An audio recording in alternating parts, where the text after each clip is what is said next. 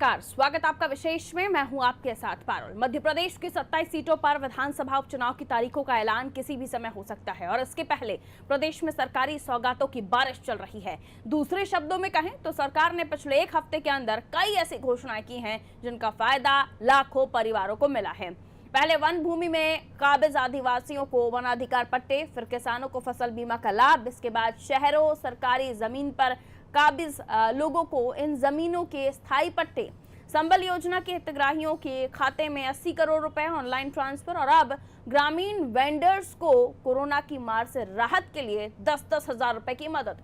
ये वो ऐलान है जिनका फायदा लाखों परिवारों को मिला है। खासकर संबल योजना से बच्चों के जन्म से लेकर परिजनों की मृत्यु पर अंतिम संस्कार तक के लिए मदद मिली है। सरकार अपने इस कदमों को गरीबों के लिए बड़ा संबल बता रही है, तो वहीं विपक्ष न केवल इन्हें चुनावी घोषणाएं बता रहा है बल्कि इसमें कई खामियां भी बता रहा है। हम इस कार्यक्रम में दोनों पक्षों यानी कि सत्ता पक्ष और विपक्ष से चर्चा कर सच आपके सामने लाने की कोशिश करेंगे कि ये सचमुच घोषणाएं हैं, योजनाएं हैं, आम आदमी के लिए संबल है या उपचुनाव में एक बार फिर सरकार का सहारा यानी कि संबल बनने जा रही है। तो आज इसी पर होगी बात।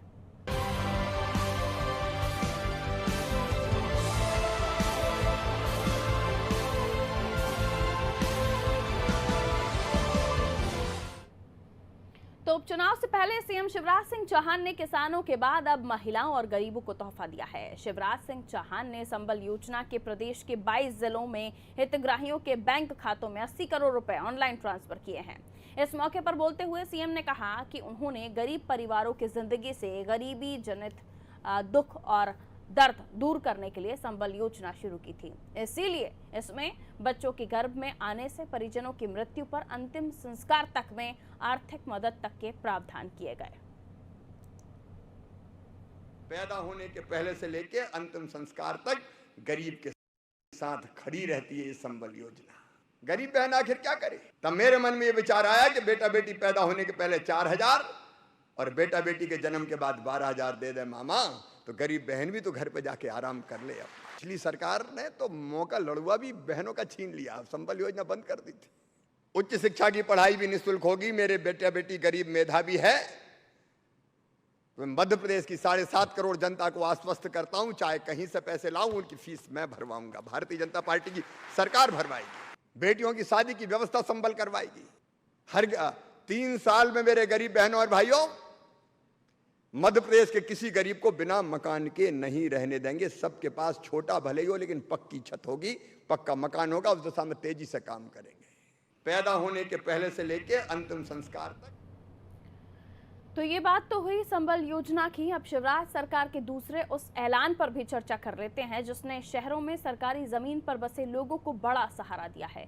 शिवराज कैबिनेट ने मंगलवार को प्रदेश भर में शहरी क्षेत्रों में सरकारी जमीन पर काबिज लोगों को 99 साल के लिए स्थायी पट्टे देने का ऐलान किया और इसके लिए 53 साल बाद सरकारी ने जो नियम बदलने जा रही है उसके हिसाब से नजूल जमीन के स्थायी पट्टे मिलने के बाद अब लोगों को नजूल के एनओसी के लिए भटकना नहीं पड़ेगा।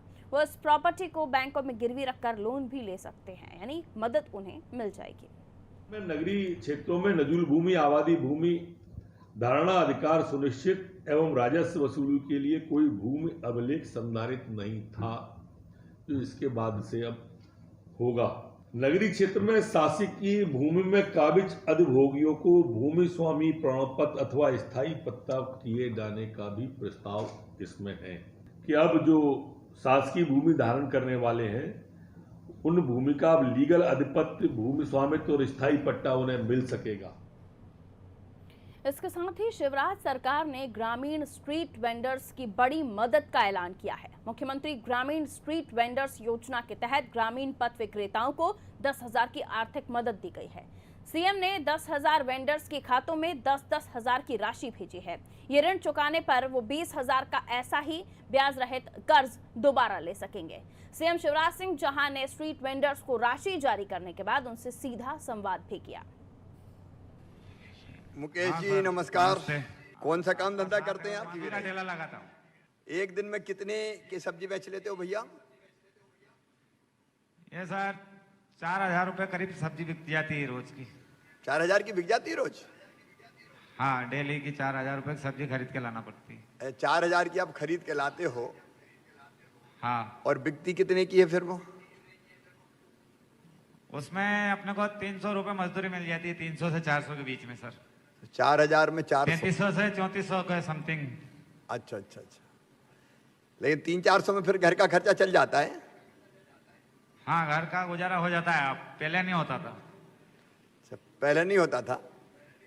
हाँ, पहले नहीं होता था। बहुत बधाई। मुकेश हाँ जी सर, नमस्कार। नमस्ते। कौन सा काम धंधा करते हैं आप? मेरा ठेला लगाता हूँ। एक दिन में कितने की सब्जी बेच? अब इन योजनाओं पर विपक्ष की बात भी सुन लेते हैं। विपक्ष को इसमें ना तो कुछ नया दिख रहा है और ना जन कल्याण की नजर इसमें दिखाई दे रही है, यानी कोई जन कल्याणकारी ऐसा कोई कदम नहीं है। विपक्ष का साफ तौर पर यह कहना है। विपक्ष इन योजनाओं को लेकर सवाल भी खड़े कर रहा है। मसलन शहरी क्षेत्र में नजूल की जमीन के स्थायी पट्टे देने पर उनका कहना है कि ये कोई नई योजना नहीं है। अर्जुन सिंह के समय रहते ये एक्ट आ गया था। संबल योजना से गरीबों की मदद को विपक्ष ऊंट के मुंह में जीरे जैसी मदद बता रहा है और बाकी घोषणाओं को चुनावी लॉलीपॉप। ये 1984 में जो अर्जुन सिंह जी जब मुख्यमंत्री थे, उसी में पहले से प्रावधान है वो, और उस प्रावधान के तहत मैं समझता हूँ कि 90% लोगों के पास पहले से ही पट्टे हैं और कुछ जो बचे होंगे 5-10% उनको इसका लाभ होगा। भाई ये 1984 का जो एक्ट था, जो विधानसभा में हुआ था, और जिसके उस समय 40 लाख झुग्गी वालों को पट्टे दिए गए थे। उसके बाद जब दिग्विजय सिंह जी मुख्यमंत्री बने तो उस समय भी वो दिया था। तो ये पुराने एक्ट में को आगे ने बढ़ाया है, जो कुछ प्रतिशत लोगों को उसका लाभ मिलता है। तो बहस शुरू करें इससे पहले बता देते हैं संबल योजना पर प्रदेश में सियासी दंगल हो चुका है। सत्ता में आने पर कांग्रेस ने संबल योजना पर सवाल उठाए थे। तब श्रम विभाग की जांच में 6,816 करोड़ के घोटाले का खुलासा होने की बात कांग्रेस ने कही थी। आरोप थे कि 71 लाख अपात्रों को संबल योजना का फायदा दिया गया है और इसमें 56 लाख बीजेपी से जुड़े हुए हैं। आरोप कई तमाम और अभी भी चल ही रहे हैं। चलिए, ब्रजेश पांडे जी कांग्रेस से हमारे साथ इस वक्त फोन लाइन पर हैं और चेतन सिंह जी बीजेपी से हमारे साथ फोन लाइन पर जुड़े हुए हैं। आप दोनों का बहुत स्वागत करती हूँ। चेतन जी, ब्रजेश जी जी, बहुत धन्यवाद आपका। सबसे पहले मैं चेतन जी आप ही से शुरुआत करती हूँ। आरोप ये है कि संबल योजना तो आपने पहले भी शुरू की थी, इसमें कुछ नया नहीं है, कांग्रेस का ये कहना है। पीसी शर्मा साहब की बाइट हमने दर्शकों को सुनाई। पट्टे देने वाली बात अर्जुन सिंह जी के समय पर शुरू हुआ था। बहुत ज्यादा कुछ खास नया नहीं लग रहा है विपक्ष को इन सभी चीजों में। आप क्या कहेंगे इस पर? चेतन जी, चेतन जी आवाज मिल रही है आपको? चलिए, चेतन जी को शायद आवाज नहीं मिल रही है। ब्रजेश जी, ऐसा क्यों लगता है कि इसमें कुछ नया नहीं है? अगर जन्म से लेके मृत्यु तक की व्यवस्था संबल योजना में की गई है और दोबारा उसको वापस लाया गया, आपके समय पर उसमें बताया गया था कि तमाम तरह के घोटाले, अपात्र लोग हैं जिन्हें इस योजना में शामिल किया गया और उन्हें फायदा पहुंचाया जा रहा है, जिसमें उस वक्त आरोप लगे थे कि बीजेपी के लोग ही इसमें जुड़े हुए हैं। क्यों ऐसा लगता है? जी, बिल्कुल ठीक कहा आपने। जो संबल योजना की सूची मध्य प्रदेश में तैयार की गई थी, उसमें भारतीय जनता पार्टी के कई काडर कार्यकर्ताओं का नाम था। उसके बाद भारतीय जनता पार्टी के कई अनुवांशिक संगठन है, उनको लोगों का नाम था। तो सबसे बड़ी बात यह कि जो इसके सुपात्र लोग हैं, जो इसको डिजर्व करते हैं, जिनको वास्तव में सुविधाएं मिलना चाहिए, उनका नाम तो था ही सूची में। और भारतीय जनता पार्टी ने इस बहाने से, संबल योजना के बहाने से, अपने कार्यकर्ताओं को, अपने लोगों की टीम तैयार किया था और उनको गाहे बगाहे इस योजना का लाभ मिल रहा था। और मुख्यमंत्री जी की आज भी जो चीजें हैं, आप देखिए, मुख्यमंत्री जी पंडित दीनदयाल उपाध्याय जी की जन्म शताब्दी के दिन से इसका सब वो कर रहे हैं, शुभारंभ करने जा रहे हैं, पूरी राजनीतिक तरीके से कर रहे हैं। इसका जब तक गांधी जी कहते थे समाज के अंदर आप कोई भी योजनाएं लेकर के आए कि कोई भी योजना सरकार बनाएगी, उसका सही तरीके से इम्प्लीमेंटेशन नहीं हो सकता जब तक जमीनी स्तर के, मैदानी स्तर के लोगों को और समाज के अंतिम छोर के व्यक्ति के साथ न्याय न हो। तो ये न्याय से भटक चुकी योजना हो चुकी है। भारतीय जनता पार्टी इसको राजनीतिक प्रोपेगेंडा की तरह इस्तेमाल करती है। ठीक है, इसको राजनीतिक प्रोपेगेंडा की तरह भारतीय जनता पार्टी उपयोग कर रही है। चेतन सिंह जी हमारे साथ वापस से बने हुए। चेतन सिंह जी बीजेपी का पक्ष रखेंगे। चेतन जी, एक बार फिर से स्वागत करती हूँ आपका। सुन पा रहे हैं सर? जी, नमस्कार। चेतन जी, संबल योजना, 99 साल के लिए पट्टा और भी कई ऐसे कह सकते फहरिस्त है योजनाओं की, सौगातों की, इसे चुनावी लॉलीपॉप के रूप में कांग्रेस देख रही है। फिलहाल तो हम संबल और पट्टे पर बात कर रहे हैं सर। चेतन जी। हेलो जी चेतन जी कहिए, आपकी आवाज मिल रही है हमें। चेतन जी आवाज आपकी आ रही है, आप कहिए। संबल योजना को लेकर जो आरोप लग रहे हैं उसको लेकर आपका क्या कहना है? गरीबों के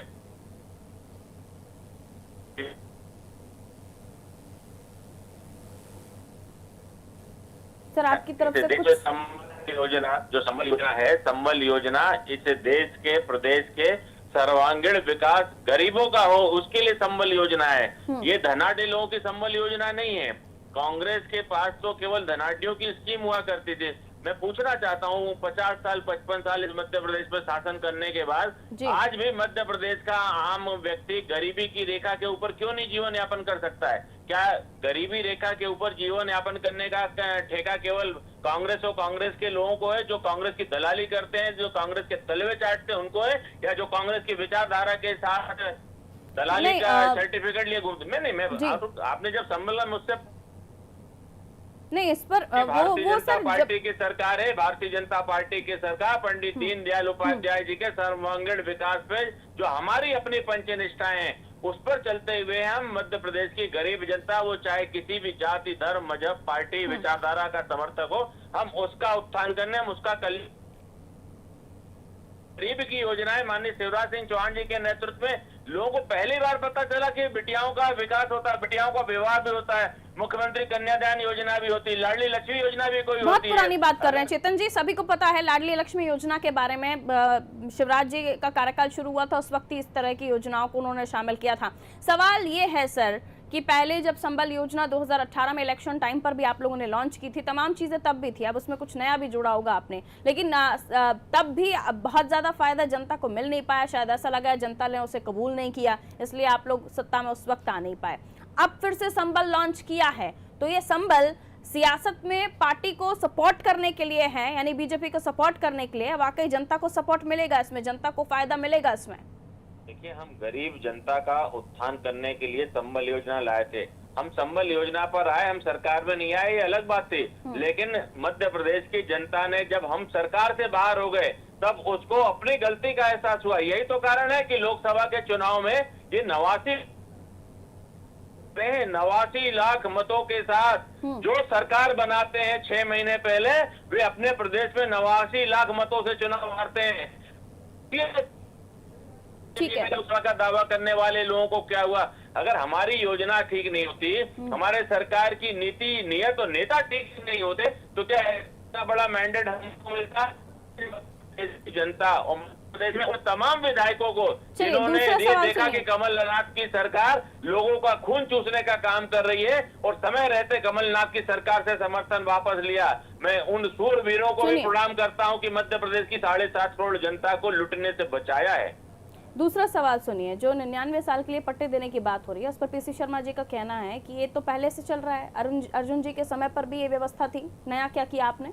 अच्छा ठीक है, मैं मान लिया अर्जुन सिंह जी के समय में अगर 99 वर्ष के पट्टे की व्यवस्था थी, तो मैं आपके माध्यम से कांग्रेसियों से पूछना चाहता हूं कि ला करके दिखा देना 99 साल का पट्टा कहाँ है, ला करके दिखा दे। ठीक है, मध्य प्रदेश में पहली घोषणा और उस घोषणा का क्रियान्वयन माननीय शिवराज सिंह चौहान जी के नेतृत्व में हुआ कि सरकारी जमीन पर जो जहां पर रहता है, जिन परिस्थितियों में रहता है, अर्जुन सिंह जी के समय पर भले ही व्यवस्था थी, वो 99 साल वाली नहीं थी। आइए ब्रजेश जी हमारे साथ जुड़े हुए हैं कांग्रेस से। ब्रजेश जी, आपने सुना चेतन सिंह जी को, उन्होंने जवाब दे दिया। चेतन सिंह जी की हमारे साथ कई सारे डिबेट में रहते हैं। दरअसल इनकी सारी बातें अतार्किक रहती हैं, तथ्यहीन रहती है और पूरी तरह हास्यास्पद रहती है। पहली बात, जब डिबेट में बैठना चाहिए और इस महत्वपूर्ण चैनल में, तो पूरी तरह से उसके लॉ पॉइंट पे बात करना चाहिए। कुंवर अर्जुन सिंह जी के टाइम पे 1980 में एक बस्ती कनेक्शन योजना थी पूरे मध्य प्रदेश के अंदर, और जो गरीब वर्ग था, समाज का वंचित वर्ग था, उसके लिए झोपड़ी में उनको लिए एक बस्ती कनेक्शन कुंवर अर्जुन सिंह साहब ने दिया था। और उसके बाद अब चेतन सिंह जी मुझे बता रहे कांग्रेस करके दिखाया। अरे कांग्रेस के समय तो अर्जुन सिंह साहब ने गरीबों के लिए और जो लोग सेतु पत्ता वाले थे उनके तक सुविधाएं पहुंचाने के लिए अथक प्रयास किया था और कहा था कि जब तक इनका मालिकाना हक है तब तक इन्हें मालिकाना हक किया जाएगा। सरकार ने मध्य प्रदेश के विधानसभा से संकल्प पारित कराया था। चेतन सिंह जी को ये पता होना चाहिए। दूसरी बात ये कि भारतीय जनता पार्टी के कार्यकर्ताओं को इससे लाभ मिल रहा है, इससे किसी गरीब को लाभ नहीं मिल रहा है, किसी गरीब की झोपड़ी में कोई बल्ब नहीं चल रहा। मैंने एक लिस्ट देखा था और मैंने अपने यहाँ के डीएम को कहा था कि साहब देखिए ये सारे भारतीय जनता पार्टी के चिन्हित लोग हैं, जो कोई राशन की दुकान चला रहा है, कोई कोटेदार है, कोई ठेला लगा रहा है, कोई सर्टिफिकेट अगर कहीं चाहिए हो तो कांग्रेसियों से ले लो। कम से कम आप जो वास्तव में इसके जो गरीब लोग हैं जिनकी महीने की सालाना वार्षिक 10,000 या 15,000 से कम है, उनको इस सुविधा में जोड़ा जाना चाहिए था। भारतीय जनता पार्टी ने चिन्हित करके चुन करके वोटर लिस्ट से अपने लोग के नाम रखे थे। छटनी की है, ठीक है, छटनी करके जो फेवरेट आपके लोग थे उनको ये व्यवस्था। मैं आप ही का सवाल आगे बढ़ा रही हूँ ब्रजेश जी, आप ही का सवाल आगे बढ़ा रही हूँ। आपने जो योजनाओं का फायदा दिया चेतन जी, छटनी करके चुन कर अपने लोगों को फायदा दिया है, गरीब जनता का से लेना देना नहीं है। कुल मिलाकर ब्रजेश जी, अगर हम ऐसा करते तो मध्य प्रदेश की जनता 3 बार हमको चुनाव में भारी मतों से क्यों जिताती है? अगर हम ऐसा करते हैं तो जस्ट सरकार कांग्रेस की वो 6 महीने के बाद 89 लाख मतों से अपना प्रदेश क्यों हारते हैं? आप पूछिए इनसे। और जो कहते हैं अर्जुन सिंह जी को आपने उस चुनाव के जस्ट बाद में प्रदेश से बाहर का रास्ता दिखा दिया था, क्यों भैया? क्यों दिखाया था? और मैं मेरे मित्र से पूछना चाहता हूं कि आपकी कलंकनाथ की 16 महीने की सरकार मेरी बिटियाओं का लैपटॉप क्यों खा गई? मेरी गरीब बेटियों का स्मार्टफोन क्यों खा गई? मेरी गरीब बेटियों का 51,000 रुपए की घोषणा करने के बाद 51 रुपए भी विवाह के बाद नहीं दिए गए। और फर्जी ऋण प्रमाण पत्र जिन अधिकारियों ने जिन नेताओं के मार्गदर्शन में बांटे हैं, भी तो देखते जाइए बहन, ये सब जेल जाएंगे और जेल जाने की ये तैयारी कर लें, क्योंकि कांग्रेस का चाल चरित्र चेहरा हमेशा चाटुकारों से भरा रहा है। ये भारतीय जनता पार्टी की सरकार है जो गरीब युवा और किसानों की सरकार है।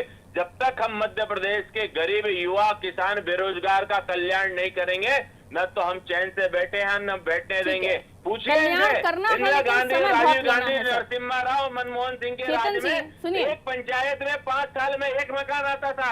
अब इसी माननीय प्रधानमंत्री मोदी जी के नेतृत्व में हजारों हजार मकान आते हैं। क्यों भैया?